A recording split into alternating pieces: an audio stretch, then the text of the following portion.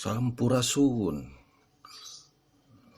Urang tepang deui dina pangajaran basa Sunda. Kanggo ayeuna urang diajarkan di materi aksara Sunda atawa biasa disebut oge kaganga. Kalau kalian lihat di jalan-jalan, biasanya di stopan ya, biasanya ayana pasti pernah ningali atau pernah lihat pelang jalannya itu di bawahnya ada tulisan. Nah, tulisan itu adalah tulisan aksara Sunda atau disebut kaganga itu ya. Nah, sekarang kita akan belajar mengenai kaganga itu seperti apa ya. Ya, mari kita mulai saja. Bapak pakai bahasa Indonesia saja supaya gampang dicerna ya. Oke, kita mulai. Nah, dalam aksara Sunda itu ada beberapa jenis aksara ya, yaitu 1, vokal mandiri. Ya, istilahnya vokal yang berdiri sendiri. Apa itu vokal mandiri? Nah, nanti kamu tahu sendiri nanti ya. Oke. 2, ada yang disebut dengan konsonan atau aksara utama atau aksara ngalagena. Nah, di sini ya terdiri dari kaga, ngaca, ja, nya, ta, da, na, pa, ba, ma, dan sebagainya ya. Nah, ini adalah yang disebut dengan aksara utama atau ngalagena. 3 adalah angka.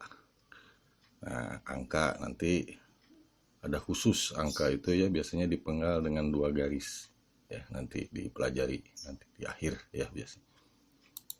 Yang keempat ada yang disebut vokalisasi atau pananda sora. Saya terangkan bahwa vokalisasi atau pananda sora adalah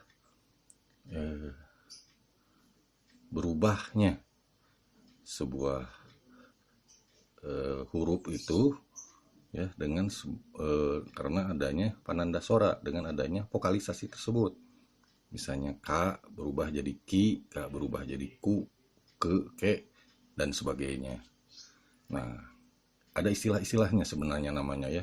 Ada yang disebut pangwisad, panyuku, pangkulu, dan sebagainya.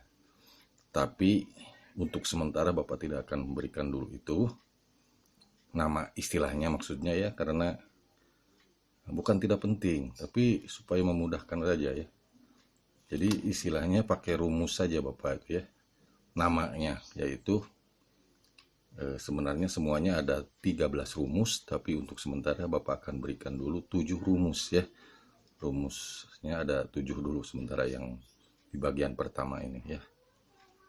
Nah, sebagai contoh Bapak akan berikan rumus itu diambil dari huruf pertama saja dari aksara ngalagena atau aksara utama itu, yaitu K ya, huruf K.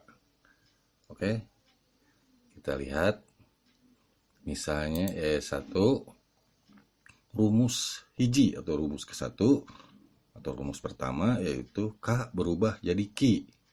Nah, ini ya perubahannya terlihat, K berubah jadi Ki. Jadi ada tanda di atas. Ini rumus 1 ya. Nih cara contoh lainnya ya, cara penyimpanannya. Nah, ini misalnya kamu menemukan kata babi, kita tulis dulu ba ya, baru sudah itu si aksaranya itu diberi tambahan ya. Nah, itu vokalisasinya atau penanda suaranya di atas tanda suara ya, perubahannya. Mengerti ya, babi. Nah, itu. Nah, terus K berubah menjadi ku. K berubah menjadi ku. Nah, ada di bawahnya seperti angka 7 itu ya. Nah, contoh. Nah, misalnya buku. Nah, bu tulis dulu ba dan K. Nah, baru sudah itu diberi pananda sora. Nah, nyata yaitu Panyuku itu rumus 2 ini ya masuknya ya. Oke, mengerti ya. Terus rumus tilu, nah, K berubah jadi ke, ke. Ya, yaitu ada tanda kayak contrengan gitu ya di atas. Bagaimana pemakaiannya? Nih contoh, misalnya kamu menemukan kata seru. Nah, kita tulis dulu sa dan ra. Baru kita berikan contoh, kita berikan penanda sora yaitu dan ru ya. Rumus 3 dan rumus 2 gitu ya. Mengerti ya? Oke. Terus K berubah menjadi ke. Tadi mah ke, ayo nama ke. Nah, ada contreng. Nah, cuma contrengnya di tengahnya ada tambahan ya. Untuk membedakan saja ini. Ke dan ke-nya itu ya. Nah, contohnya di sini misalnya kata pera, kita tulis dulu pa dan ra. Sudah itu beri tanda contreng di atas. Jadi pera. Ya, pera. Mengerti kan? Oke. Kita terus lanjut. Rumus 5. K berubah menjadi ke. Tadi mah ke, ayeuna ke. Pakai etaling ya. Nah, ada tanda Z di depan ya. Ada Z di depan huruf utamanya. Contohnya misalnya desa. Nah, kita tulis dulu da dan sa. Baru sudah itu kita beri penanda suaranya D tersebut. Kalau sa-nya nggak usah, kan itu udah begitu ya cara pelafalannya sa. Oke, kita ini perlu diketahui bahwa tanda merah di situ bukan penanda suara saya kasih huruf warna merah itu bukan berarti harus merah ya. Itu masa untuk menjelaskan saja. Dalam kenyataannya samakan aja warnanya juga. Oke, lanjut. Nah, rumus genep. K berubah menjadi ko. Nah, itu tadi mah Z-nya di depan, sekarang di belakang ya. Ya, ngerti kan? Contoh, misalnya kamu menemukan kata dosa, nah, kita tulis dulu da dan sa-nya, baru sudah itu berikan tanda soraknya untuk o. Untuk o. Jadi maka berubahlah menjadi dosa. Oke, ngerti ya? Nah, kita bedain dulu. Nah, di sini bagaimana perbedaan antara E dan O tadi? Nah, huruf E biasanya disimpan di depan dan ada tanda itu. Tandanya di depan itunya ya. Ada garis yang di tengahnya itu. Kalau E mah di ke kanan, kalau O ke kiri gitu ya. Perbedaannya itu. Mengerti ya? Nah, rumus 7. Nah, ini terakhir. Untuk sementara semuanya ada 13 rumus seperti tadi disebutkan. Rumus 7 itu K berubah menjadi ak saja ya. Ak. Nah, itu dikasih tanda seperti ini ya. Contoh misalnya kamu menemukan kata duit. Misalnya kalau menemukan kata duit seperti bagaimana?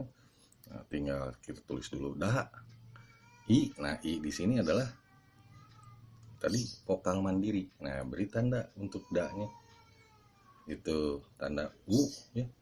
Rumus 2 dan rumus 7. T-nya dimatikan. Si A-nya itu dimatikan jadi at saja.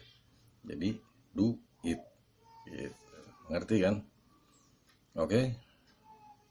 Contoh lain misalnya kamu menemukan kata Anton. Bagaimana cara menulis Anton? Kita tulis dulu A, na, ta, dan na. Si N-nya dimatikan. Jadi Antana. Lanjut, dimatikan lagi si N di akhirnya, yaitu jadi Antan.